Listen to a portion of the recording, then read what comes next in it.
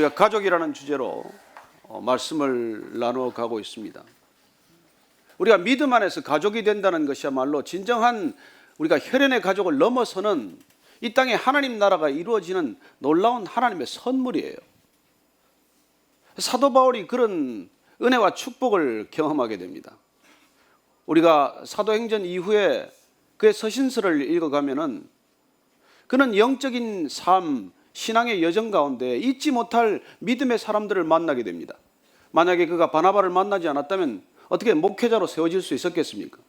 그가 만약 디모데와 실라를 동역자로 만나지 않았다면 어떻게 그가 소아시아에 개척했던 그 교회들이 든든히 세워졌겠습니까? 그가 또한 오늘 우리가 살펴볼 이 브리스길라와 아굴라라고 하는 부부를 만나지 않았다면 얼마나 영적인 삶에 있어서 신앙생활이 메마르고 때로는 힘들었겠습니까? 우리가 신앙의 길을 가면서 같이 동역할 수 있는 사람, 같이 믿음 안에서 형제여 자매 될 수 있는 사람, 그 사람들이야말로 하나님께서 우리의 신앙뿐만이 아니라 우리의 신앙을 통해서 다시 구원의 일을 전하는 사람들을 향한 하나님의 통로요, 진정한 선물이 되는 것입니다. 우리가 오늘 만나게 될 이 브리스길라와 아굴라 부부는 성경에서 정말 부부로 나오는 흔치 않은 믿음의 가정이에요. 우리는 악한 부부들을 더러 기억합니다. 성경에는 아합과 이세벨과 같은 정말 똘똘 뭉쳐서 악한 일 골라서 하는 부부도 있지만, 그러나 이 브리스길라와 아굴라처럼 목회자를 세우고 그리고 교회를 든든히 하는 아름다운 부부의 모습을 보게 되는 것이죠.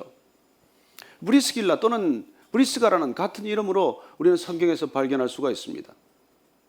그리고 이 부부는 항상 이름이 함께 나와요, 성경에 나올 때. 그래서 오늘 이 부부의 삶을 통해서 과연 우리는 진정한 가정을 이루는 목적, 부부가 일생 동안 같이 추구해야 될 삶의 목표, 그리고 우리의 가정이 진정 하나님 나라를 위해서 세워야 할 높은 이정표는 어떤 것이냐는 것이죠. 저는 여러분들이 그런 목적을 가지고 사는 인생이 되기를 바라고, 여러분들의 가정이 그런 이정표를 향해서 나아가는 그런 가정이 되기를 축복합니다. 그냥 사는 것 아닙니다. 그냥 돈 벌자고 사는 것 아니에요. 잘 먹고 잘 살자고 하는 것 아닙니다. 돈 다 모아서 뭐 하겠어요? 자녀들 남겨주면 자녀들 싸우기만 해요. 없으면 보리쪽 하나라도 갈라먹는 데는데. 저는 여러분들이 그런 일에 목적을 두기보다는 정말 우리가 부름을 받았기 때문에, 하나님의 자녀로 세워졌기 때문에 우리의 가정을 통해서 우리는 어떤 목적을 추구할 것인가. 오늘 우리가 브리스길라와 아굴라의 가정을 보는 까닭은 우리의 가족이, 우리의 부부됨이 하나님 나라에 어떻게 쓰임받을 수 있는지, 그리고 어떻게 쓰여야 바로 쓰이는지를 우리가 살펴봄으로써 귀한 믿음의 간정을 듣고자 한다는 것입니다. 이 사도 바울이 이 브리스길라와 아굴라 부부를 언급함으로써 우리는 그 부부를 만나게 됩니다만, 오늘 말씀 사도행전 18장 앞을 보면 앞부분에 이 부부가 어떻게 만났는지 소개가 되어 있어요. 18장 1절, 2절, 3절 같이 한번 읽겠습니다. 시작. 그 후에 바울이 아덴을 떠나 고린도에 이르러 아굴라라 하는 본도에서 난 유대인 한 사람을 만나니, 글라우디오가 모든 유대인을 명하여 로마에서 떠나라 한 고로 그가 그 아내 브리스길라와 함께 이달리아로부터 새로 온지라. 바울이 그들에게 감해 생업이 같으므로 함께 살며 일을 하니 그 생업은 천막을 만드는 것이더라. 오늘 이 얘기의 배경이 되는 이 부부는 원래 로마에 살았어요. 이름 브리스길라, 또 브리스가라고 하는 같은 이름은 영어 발음은 되게 우리가 프리실라라고 발음을 하죠. 남편은 아큄라입니다. 근데 이 부인 이름은 로마식 이름이에요.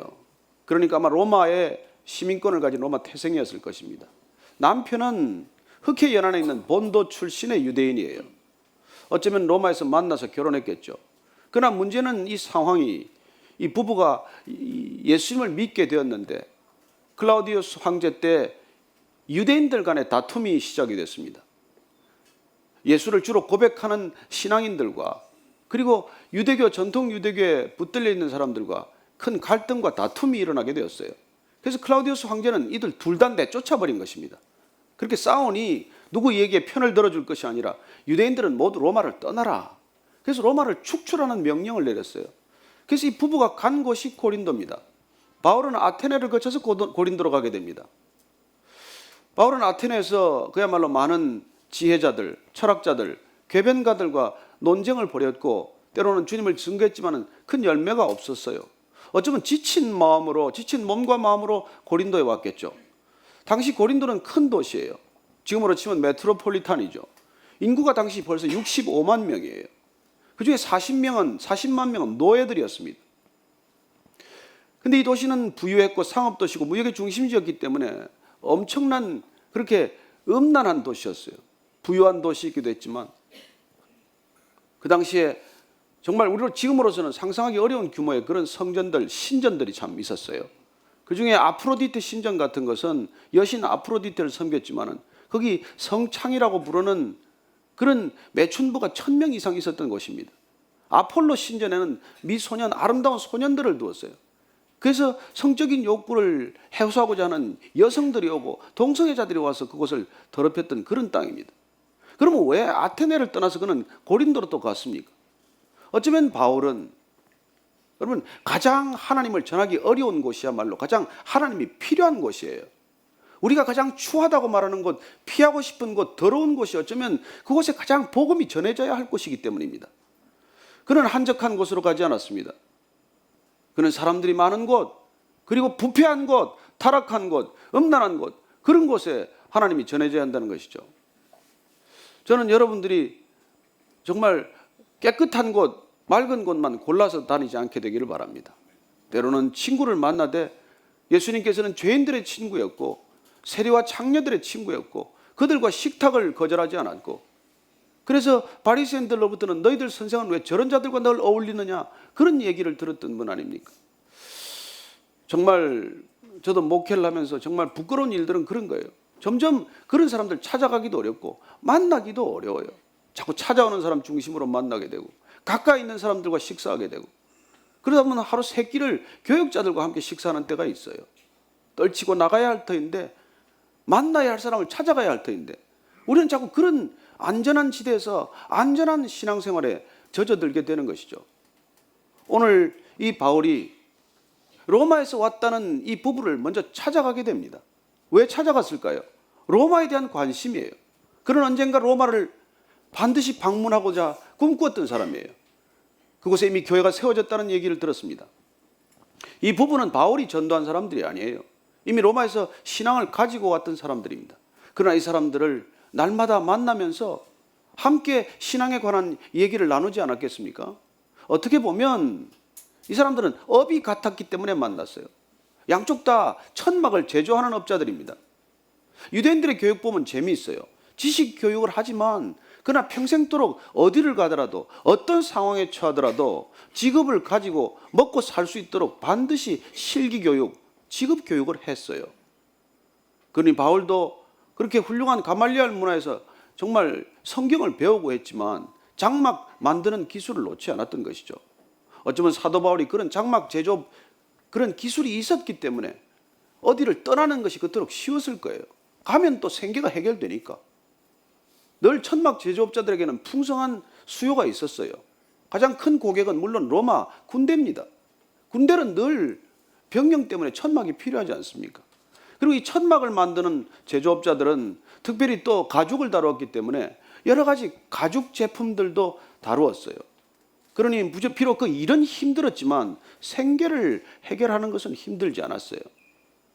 바울이 로마에 관한 궁금증을 가지고 아마 이 부부를 만났을 때 로마의 지금 형편이 어떠한지, 교회는 어떻게 세워졌는지, 그 교회들은 어떻게 핍박을 받게 되었는지 그런저런 얘기를 들으면서 아마 그는 로마를 꿈꿨을 것이고 그리고 언젠가는 땅끝으로 그 당시 여겨졌던 이 스파나까지 갈 계획을 아마 세웠을 것입니다. 그리고 그는 그렇게 이 부부를 통해서 들은 얘기를 집중적으로 참고해서 아마 로마서를 집필한 것으로 우리가 추측해 볼 수 있겠죠.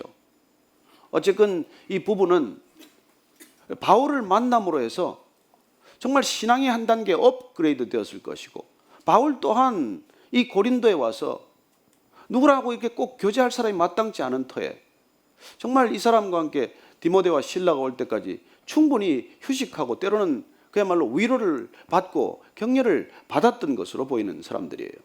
오늘 이 부부가 다시 바울과 헤어져서 어떤 일들을 하게 되는지를 보게 됩니다. 저도 고린도 교회에 있다가 그리고 이제 바울은 갱그리아를 거쳐서 수리아 지방으로 가서 다시 그는 에베소에 있다가 에베소에서 안디옥으로 가서 예루살렘으로 가서 보고를 함으로써 전체적으로 2차 선교 여행을 마치게 됩니다. 그리고 3차 선교 여행이 시작되는 그 길목에 있는 시점의 얘기들이에요. 이렇게 오늘 보면은 지금 24절 말씀을 한번 보면은 아볼로를 만나는 장면을 우리가 대하게 됩니다. 24절 말씀을 한번 같이 읽습니다. 시작. 알렉산드리아에서 난 아볼로라 하는 유대인이 에베소에 이르니 이 사람은 언변이 좋고 성경에 능통한 자라. 아볼로라고 하는 사람이 등장을 해요. 그래요. 바울은 이미 에베소를 떠났습니다. 이 부부를 남겨놓고 떠났어요. 브리스길라와 아굴라는 에베소 교회에서 나름대로 그 역할을 감당하고 있었을 때입니다. 아볼로는 알렉산드리아 출신이에요. 알렉산드리아는 아프리카 북부에 있는 굉장히 믿음이 좋았던 도시입니다. 예수님 오시기 200년 전에 벌써 그 땅에는 이 헬라어로 구약 성경 전체가 번역되었습니다. 그 성경 자체를 우리는 70인 번역이라고 하죠. 이 히브리인들 중에서 헬라어를 능통하게 구사하는 사람들 70명이 와서 구약 전체를 토라를 헬라어로 번역을 해놓았어요. 예수님이 오셨을 그 당시에는 필로라고 하는 유명한 학자가 있었습니다. 그는 히브리 종교와 그리고 헬라 철학을 함께 조화하기 위해서 무척 애를 썼던 사람이에요. 그래서 성경을 연구하는 사람들은 필로에 관한 연구를 같이 함께 하게 됩니다. 어쨌든 알렉산드리아 출신이라고 한다는 것은 대단히 성경에 해박하고 신앙의 도시에서 신앙으로 충분히 무장되었다는 그런 뜻이기도 해요. 나중에 보면은 이 신학계에 있어서도 알렉산드리아 학파와 그리고 안디옥 학파로 큰 학파 둘로 나뉘어질 만큼 알렉산드리아 출신은 자부심이 많았어요. 그리고 그는 특별히 그쪽에서 헬라 철학에도 조예가 있었겠지만 수사학 같은 것을 배움으로써 언변이 뛰어났다고 되어 있습니다. 나중에 사실 이 언변이 너무 뛰어난 것 때문에 고린도 교회에 어려움을 끼치게 됩니다.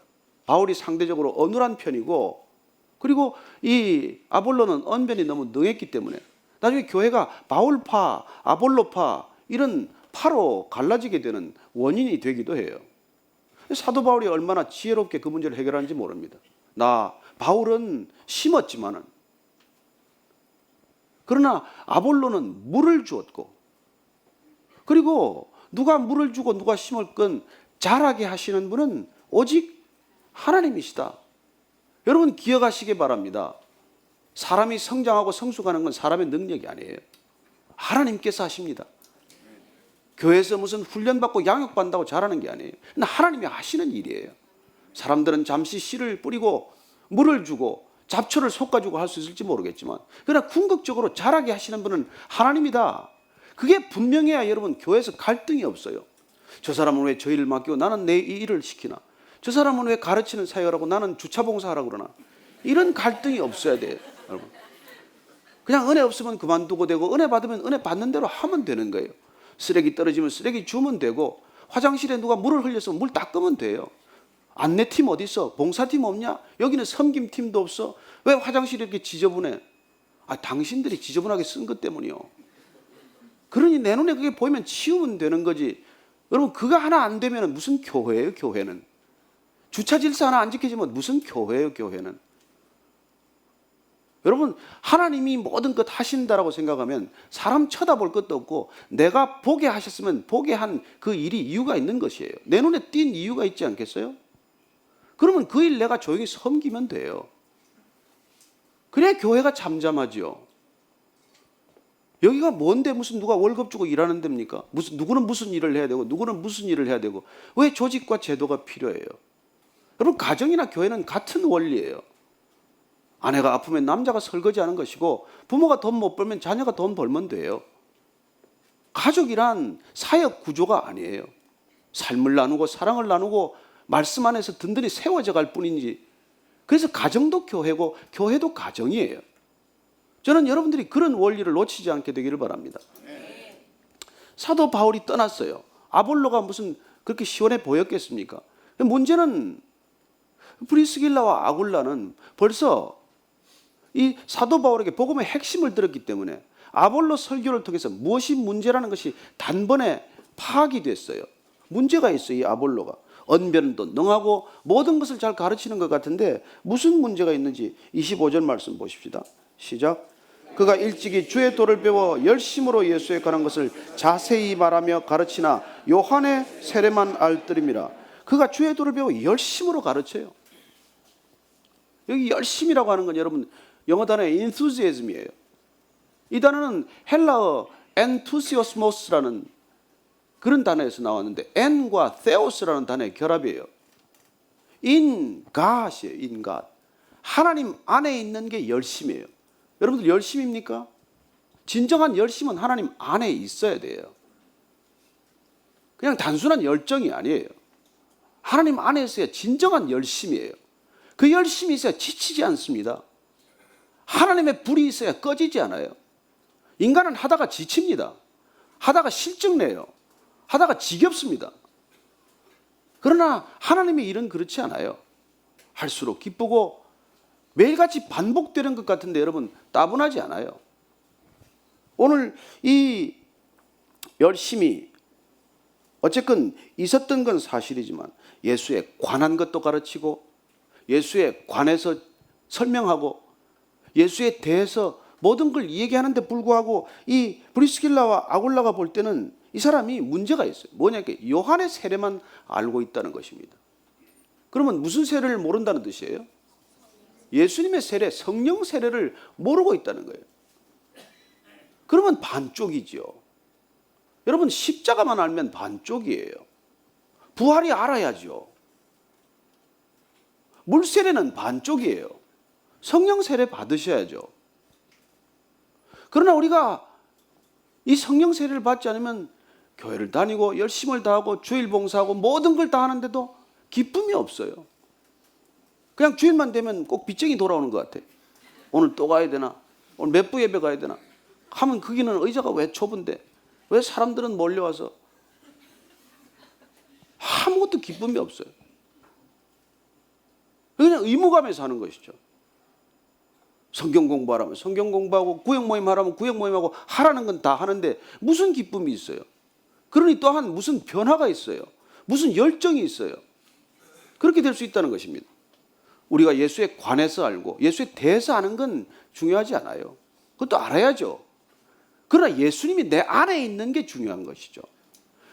여러분 성령 세례를 받는다는 건 예수님이 내 안에 계신다는 거예요. 그래야 오늘 우리가 기도 들은 대로 나는 용서가 안 되지만은 내 안에 계셔야 그분이 용서하는 거예요. 우리는 평생 상처받음을 잊지 못합니다.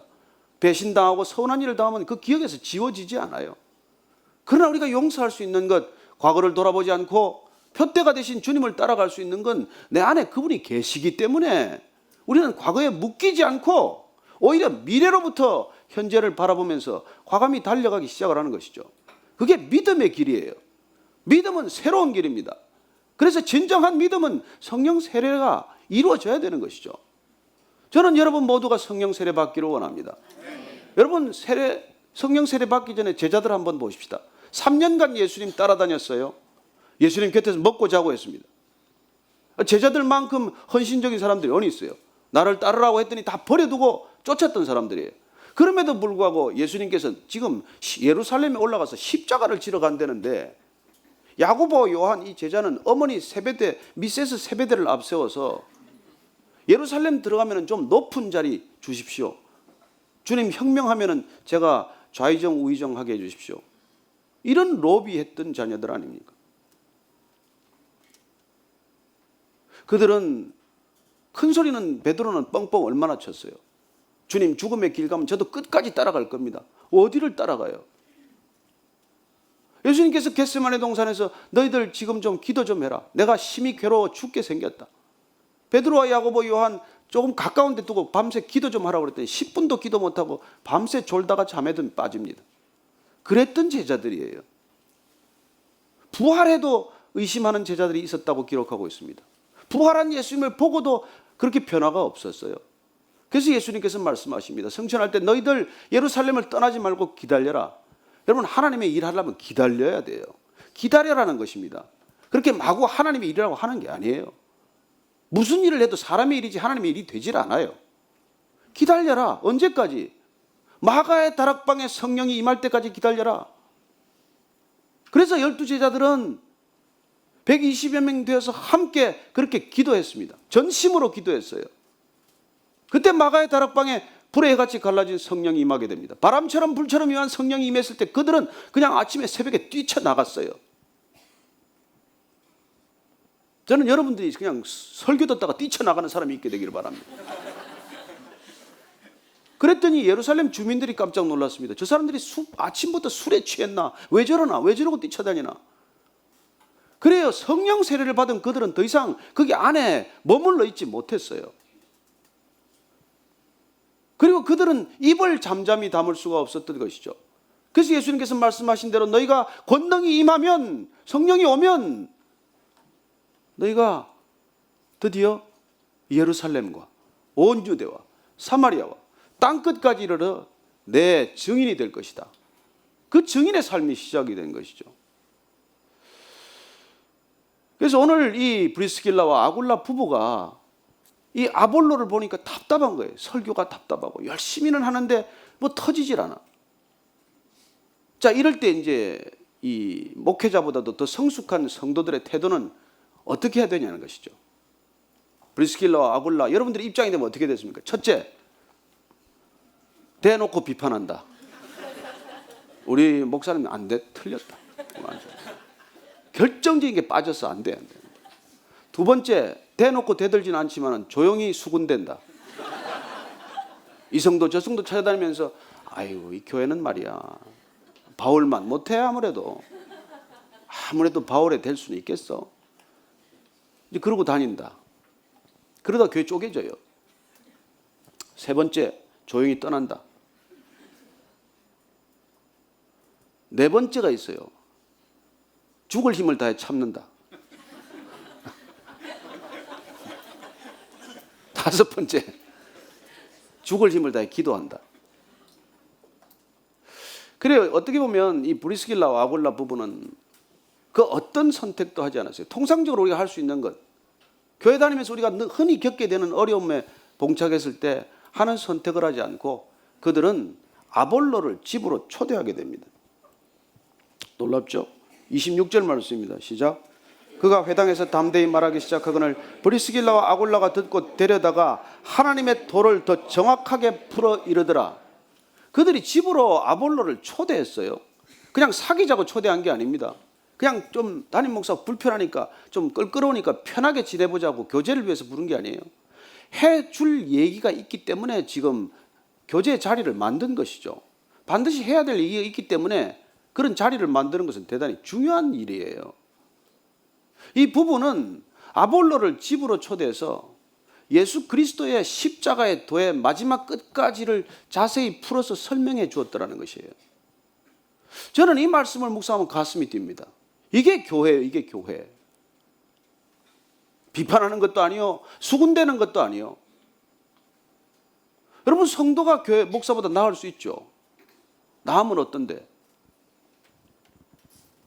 그러면 조용히 그분을 데려다가라도 데려다가. 여러분, 이 데려다가라는 헬라어의 원뜻은 그 사람을 용납하여, 그 사람을 받아들여. 여러분, 우리가 믿음 안에서 형제 자매가 된다는 것은 사람을 받아들이는 거예요. 그 사람을 있는 그대로 받아들이는 것입니다. 부족하면 부족한 대로 그 사람을 받아주는 거예요. 그래서 부족한 부분을 얘기를 하는 거예요. 여러분, 사랑으로 권면하고 기도하고 권면하면 받아들입니다. 어쩌면 아볼로 같은 목회자가 귀해요. 그런 얘기 듣고 가만히 있을 사람이 어디 있습니까? 당장 뭐 치리위원회를 열어가지고 목사의 건의에 말이지 대들었다고 말이죠. 저는 우리 교회 참 배진건 형제님 얘기를 안 할 수가 없는데, 이 형제님이 할아버지가 목사님이에요. 그리고 집안에 지금도 목사가 둘이에요. 뭐 온 형제 자매들은 다 장로고 권사예요. 이분 일찍 유학 가서 미국에서 32살에 교회 개척하면서 거기서 또 장로 장립을 받았어요. 평생 장로한 거죠.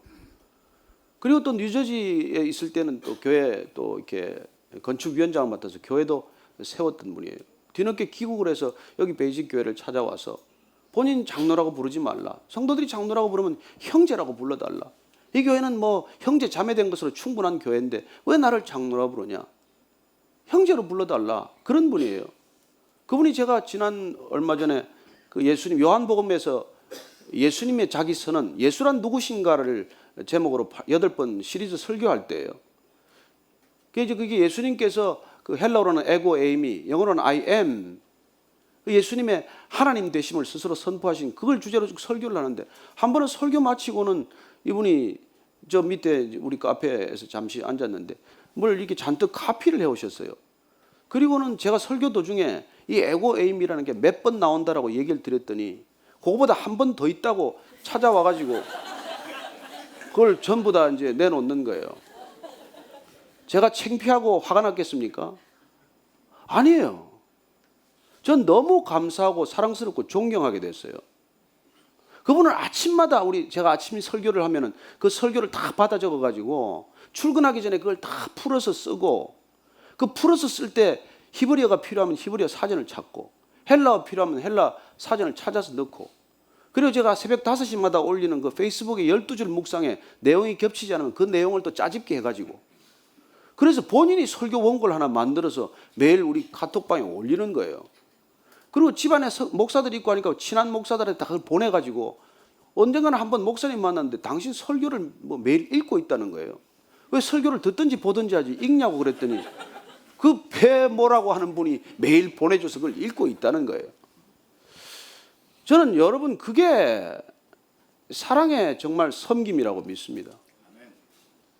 저를 비판할 수도 있고 뒤에 가서 말이야 그 사람은 설교하면 뭐 꼭 하나씩 틀려 이렇게 얘기할 수 있는데 그렇게 얘기하지 않으시고 말이죠.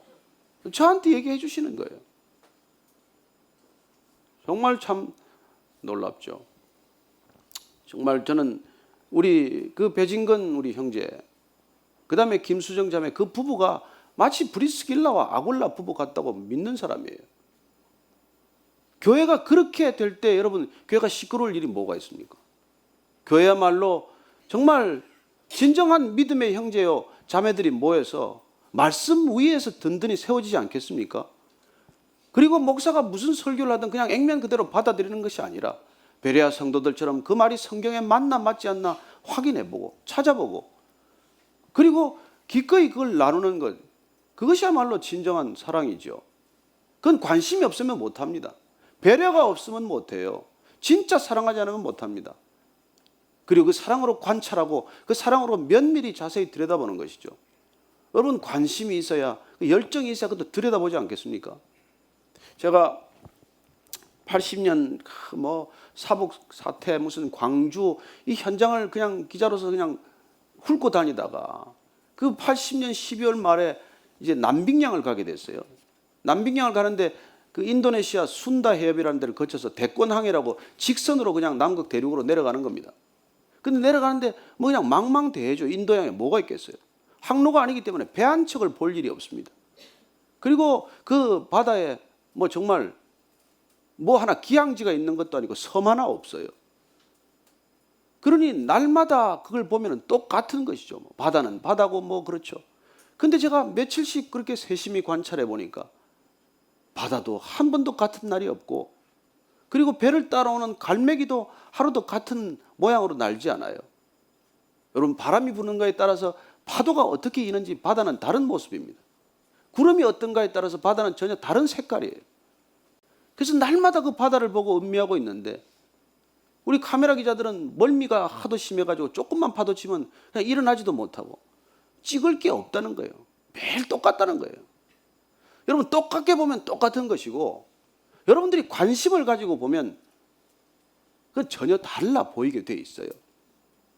여러분들이 관심을 가지고 들으면 성경이 그렇게 재미가 있어요. 그러나 관심이 없으면 성경처럼 따분한 책이 어디 있어요. 설교처럼 따분한 얘기가 어디 있습니까? 매일 무슨 예화라고 들어봐야 아브라함이요 다윗이요 요셉이요 뭐 그 사람들밖에 이름 모릅니까? 그러고 싶을 만큼 맨날 얘기지만 그게 따분하게 들리면 문제가 있는 거예요. 그게 늘 새롭게 들려야 돼요. 그래야 여러분들이 성령을 받은 거예요. 날마다 새롭습니다. 여러분, 하나님이 하시는 일은 날마다 새로워요. 전혀 같지 않습니다. 여러분들 계곡에 가서 물소리를 들어보십시오. 하루 종일 똑같은 물소리가 아니에요. 그 물소리가 꼭 지저귀는 것 같아. 피곤하지 않습니다. 사람의 강의 들어보십시오. 3시간만 들으면 지쳐서 녹다운 되죠. 여러분, 하나님이 하시는 일을 저는 여러분들이 정말 열심을 가지고 관심과 배려를 가지고 사랑의 눈으로 들여다볼 수 있게 되기를 바랍니다. 교회도 그렇게 들여다보십시오. 저 사람 왜 왔나가 아니라 그냥 사랑스럽게 보면, 저는 여러분들에게 하나님께서 그런 것들을 위해서 여러분들에게 직업을 준 거예요. 바울에게나 이 부부에게 텐트 만드는 직업이란 무엇입니까? 하나님을 만나는 통로 아니에요. 하나님의 사람들을 만나는 통로요, 하나님의 사람들을 섬기는 그런 통로가 되고 도구가 되고 방편이 되는 것이죠. 왜 직업에 그렇게 열심입니까? 무슨 월급 때문에 그렇게 열심입니까? 내 명예 때문입니까? 아니요, 하나님 때문에 여러분들이 열심을 다하면 하나님께서 그 직업을 통해서 하나님의 사람들을 만나게 할 것이고, 그렇게 하나님 안에 있으면은 만나는 사람들마다 이유 없는 만남이 없어요. 하나님 밖에 있으면은 여러분 만나봐야 아무 관심도 없어요. 그러면 다 우연이고 다 재수고 다 팔자예요. 그러나 우리가 하나님 안에 있으면 우연한 만남은 없고, 하나님께서 왜 이 사람 내게 인도하셨나? 이 사람 나한테 뭐라고 지금 말씀하시나? 그렇죠. 브리스길라와 아굴라가 그렇게 세워줄 수 있었던 까닭은 각자가 하나님 안에 세워졌기 때문에, 부부로서 하나님 안에 세워졌기 때문에, 부부가 교회 되었기 때문에, 누구든지 그 안에 들어오면 교회가 될 수 있도록 하는 놀라운 능력의 부부가 된 것입니다. 저는 이 부부가 왜 오늘 우리가 그렇게 관심 있게 말씀을 살펴보는 거니까, 이 사람들이야말로 우리 교회가, 베이직 교회가 가고자 하는 이른바 우리가 처치 멀티플리케이션 패러다임이라는, 그게 딱 적합한 부부예요. 이 부부는 그 가정 자체를 교회로 만들지 않았습니까? 그래서 사도 바울이 나중에 이 부부를 갖다가 이렇게 칭찬합니다. 어떤 부부인지, 어떻게 살아가는지. 로마서 16장에 보면은 사도 바울이 일생 동안 동역한 사람들의 리스트가 쭉 나와요. 그 중에 가장 앞부분에 이 부부가 또 이름이 나옵니다. 16장 3절 4절 말씀 읽겠습니다. 로마서 시작. 너희는 그리스도 예수 안에서 나의 동역자들인 브리스가와 아굴라에게 문안하라. 그들은 내 목숨을 위하여 자기들의 목까지도 내놓았나니 나뿐 아니라 이방인의 모든 교회도 그들에게 감사하느니라. 예수님 안에서 그들은 나의 동역자들이다. 함께 일하고 있다. 그리고 그 부부는 내 목숨을 위하여 자기들의 목숨까지 내놓았다는 거예요. 이게 가족 아닙니까? 진정한 가족 아니에요? 여러분, 예수님 믿고 나서 그런 사람 만났습니까? 예수님 믿고 나서 자기 목숨까지도 아깝지 않게 내게 주겠다고 하는 사람이 있습니까? 없으시면은 여러분이 그 사람 되면 됩니다. 저와 여러분이 그런 사람이 되면 돼요. 우리 부부가 그렇게 살면 됩니다. 누군가를 위해서 아끼지 않고 베풀 수 있고. 주님, 우리 부부를 그렇게 브리스길라와 아굴라 부부처럼 사용해 주십시오. 그렇게 여러분 기도하면 하나님께서 바울도 만나게 할 것이고, 아볼로도 만나게 할 것이고, 디모데도 만나게 하셨습니다. 그러나 그들이 그러면 유명한 사람들이기 때문에 섬겼습니까? 바울이기 때문에 목숨을 드릴 만하고 저 같은 목사한테는 그냥 눈초리를 안 줬을까요? 아니에요. 그 사람은 보니까 삶이 그렇지 않아요. 이방인의 모든 교회도 그들에게 감사하느니라. 여러분, 어떻게 살았는데 모든 그 당시의 교회들이 다 그 관한 소식을 듣고 그에게 감사를 표했다는 겁니까? 여러분, 이런 생애가 얼마나 아름다운 생애입니까? 사도 바울이 나중에 고린도전서에서 이렇게 말합니다. 고린도전서 16장 마지막에 19절 말씀 한번 읽겠습니다. 고린도 16장 19절 말씀 찾으셨으면 읽습니다. 시작. 아시아의 교회들이 너희에게 문안하고 아굴라와 브리스가와 그 집에 있는 교회가 주 안에서 너희에게 간절히 문안하고. 아시아의 교회들이 지금 고린도에 있는 교회들에게 문안하는데, 아굴라와 브리스가 그리고 그 집에 있는 교회라고 말하고 있습니다. 오늘 또 한 가지 재미있는 표현은 처음에는 사도 바울이 브리스길라와 아굴라라고 표현했는데 지금은 아굴라와 브리스길라로 순서가 바뀌었어요. 처음에는 어쩌면 아볼로를 초청할 때 브리스길라가 주도적이었다는 뜻이고 신앙의 집안을 세워가는데 어쩌면 아내가 더 적극적이었다는 뜻이겠지만 여기 고린도전서로 보면 아굴라가 이제 남편으로서 뿐만 아니라 영적 제사장으로 세워졌다는 뜻을 담고 있는 것입니다. 그 당시 여자 이름이 앞서지 않아요. 여자는 존재감이 없던 시절입니다. 그럼에도 불구하고 그 브리스길라는 남편 아굴라와 함께 밤마다 장막 일을 하면서 부부가 함께 주 안에서 세워져 가는 가정을 세웠던 것이죠. 여러분, 부부가 서로 힘을 빼는 부부가 대부분입니다. 나 저 아내 때문에 되는 일이 없다. 나 저 남편 때문에 도대체 못 살겠다. 그래서 50 넘어가면 죽으나 사나 그냥 이혼만 묵상하는 부부가 뜻밖의 많아요. 그러나 여러분들 정말 우리가 주님 안에서 말씀 안에서 빚어지면 부부가 하나 되고 부부가 정말 교회로 빚어지고 그렇게 부부가 교회 되면 놀랍게도 이런 일들이 일어난다는 것이죠. 그리고 오늘 더 중요한 표현은 이것입니다.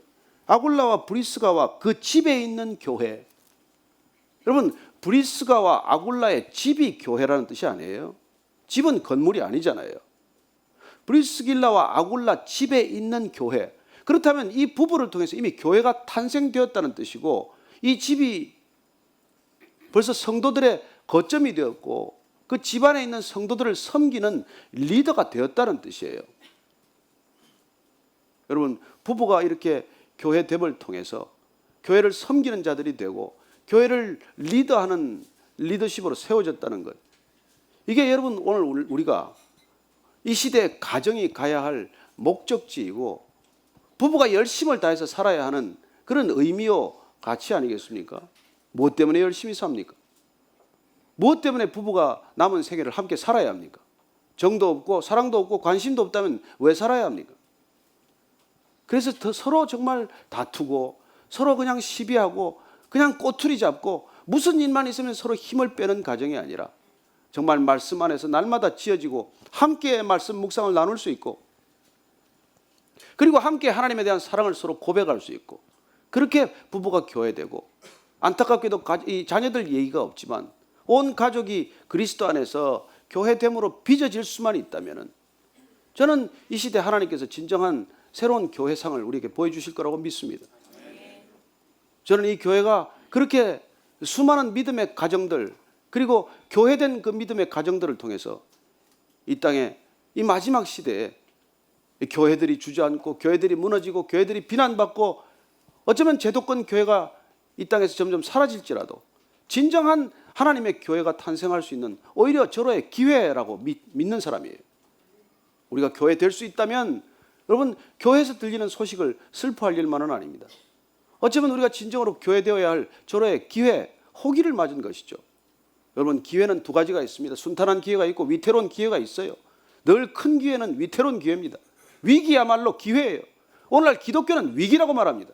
아니요, 진정한 교회를 위해서는 진정한 기회입니다. 어쩌면 배교의 시대가 다가오고 있고 어쩌면 교인들이 교회를 막 떠나겠지만은 그러나 진정한 교회가 새로 탄생할 수 있는 시점을 맞고 있는 것이죠. 그건 여러분들이 그리고 저가 교회 될 때만 가능한 것입니다. 이 부부를 우리가 오늘 한번 지켜보면서 이 부부가 해놓은 아름다운 열매를 한번 보시고 마치도록 하겠습니다. 오늘 말씀 27절, 28절 말씀입니다. 같이 읽습니다. 시작. 아볼로가 아가야로 건너가고자 하므로 형제들이 그를 격려하며 제자들에게 편지를 써 영접하라 하였더니 그가 가매 은혜로 말미암아 믿은 자들에게 많은 유익을 주니 이는 성경으로서 예수는 그리스도라고 증언하여 공중 앞에서 힘있게 유대인의 말을 이김이르라.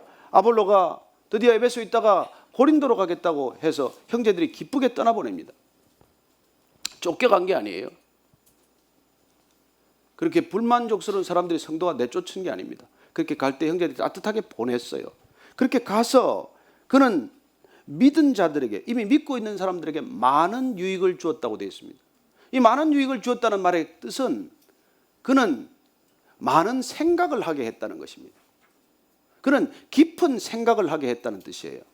이미 믿고 있는 사람들의 신앙을 더욱더 깊은 신앙, 더 깊은 믿음의 단계로 인도하는 사람이 되었다는 것입니다. 누구 때문에? 브리스길라와 아굴라가 그를 비판하거나 조용히 떠나거나 그러지 않고 그를 기도하고 집으로 초대해서 단순한 교제가 아니라 말씀 안에서 교제를 하고, 그리고 그를 주 안에서 든든히 세우는데 도움을 드렸더니 이제 아볼로의 섬김을 통해서 이 땅에 교회들이 다시 많은 유익을 얻게 되었다는 것이죠. 여러분, 한 사람의 목회자를 세웠더니 이런 열매가 있었다는 것입니다.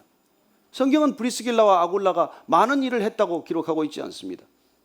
그러나 곳곳에 이 불과 몇 군데 안 되는 표현을 통해서 그가 얼마나 신실한 사람이었고, 부부야말로 얼마나 아름다운 부부의 열매를 이렇게 맺었던 사람들이고, 그리고 그들의 섬김을 통해서 교회가 얼마나 든든히 세워졌고, 그 당시 시대를 대표할 만한 목회자들이 얼마나 많은 영향을 받았는지를 보게 되는 것이죠. 저는 여러분들이 정말 철이 철을 날카롭게 하듯 목회자들이나 교역자들과 함께 서로 영적인 그런 교류를 대등한 입장에서 할 수 있게 되기를 바랍니다. 여러분들이 설교를 들으면 듣는 것에 그치지 않고 가서 정말 이 설교가 성경에 맞는지 안 맞는지 돌아보고, 그리고 말씀에 맞지 않다면 조용히 떠날 일이 아니라 그 다음 주 저를 식탁에 초대하셔서 제 생각은 이런 묵상인데 어떻게 생각하십니까? 그렇게 서로 묵상을 나눌 수 있고 그랬으면 좋겠어요. 저는 우리 배진근 장로님이 설교할 날을 기다리고 있습니다. 그래요. 그분은 충분히 설교할 수 있는 분이에요. 충분히 섬길 수 있는 분입니다. 저는 여러분들이 신앙의 목적을 갖게 되기를 바라고, 그리고 여러분들 부부가 믿음 안에서 함께 주님을 바라보면서 갖게 되는 새로운 목표가 있게 되기를 바라고, 그리고 사랑하는 자녀들과 함께 여러분들의 가정과 가족이 교회되어서 함께 추구해야 될 그런 분명한 이정표를 갖게 되기를 바랍니다. 이 땅에서 어떤 부부를 본으로 삼겠습니까? 어떤 가정을 여러분들이 이정표로 삼겠습니까? 이 땅에 없다면 오늘 우리가 소개받은 이 브리스길라와 아굴라와 같은 부부가 되어서 정말 함께 부부가 말씀을 나누고 서로 말씀으로 빚어지고 서로 다투고 티격거리고 서로 시비하고 싸우는 시간 대신 함께 말씀 읽고 함께 말씀 묵상하면서, 그리고 말씀 안에 깊어지면서 교회를 이루어가면서, 그리고 그 가정을 통해서 진정한 교회가 탄생되는 놀라운 축복이 여러분 모두에게 있게 되길 바랍니다. 비록 피치 못할 사정으로 가정이 헤어졌거나 정말 사별을 했거나 하는 가정이 있다면, 그럼에도 불구하고 그 자신이 말씀으로 든든히 세워질 때 하나님께서는 어떤 일을, 어떤 기적을 베풀어 줄지 모릅니다. 여러분들이 하고 있는 모든 상황과 조건과 여건들이 다 하나님 나라의 열매를 맺기 위한 하나님의 통로가 될 것이고, 하나님께서 여러분들의 삶을 통해서 날마다의 삶의 간증을 통해서 기적 같은 일들을 베풀어 주실 것입니다. 그래서 그분 안에 있으면 날마다 기적입니다. 그분 안에 있으면 날마다 은혜예요. 그분 안에 있으면 날마다 감사해요. 그렇게 여러분들 가정이 든든히 세워지기를 축복합니다. 주님, 저희들 모두 교회로 부르셨습니다. 한 분 한 분 한 가정을 세워주시고 주님께서 우리에게 날마다 말씀하심으로 그 말씀이 우리가 서로를 바라보는 시간을 넘어서서 하나님을 함께 바라보게 하시고 온 가족이 하나님을 열망하게 하시고, 그리고 진정 그 열망과 열심과 열정이 하나님 안에서 거룩한 교회됨의 능력이 되게 하여 주옵소서. 하나님 아버지, 감사합니다. 저희들 배지교회가 정말 주님께서 원하시는, 계획하시는, 의도하시는, 그리고 인도하시는 바로 그 교회의 꿈을 가졌다면 주님, 우리의 가정 한 가정이 모두 교회되게 하여 주옵소서. 한 부부가 교회되게 하시고 자녀들과 함께 정말 패밀리 워십을 통해서 진정한 교회가 되게 하시고, 그 교회됨을 정말 부러워하고 그 교회됨이 궁금하고 그 교회됨을 알고 싶어서 몰려드는 사람들이 또 다른 교회가 되는 그런 놀라운 교회 성장이, 진정한 교회 배가가 일어나게 하여 주옵소서. 예수님 이름으로 기도합니다. 아멘.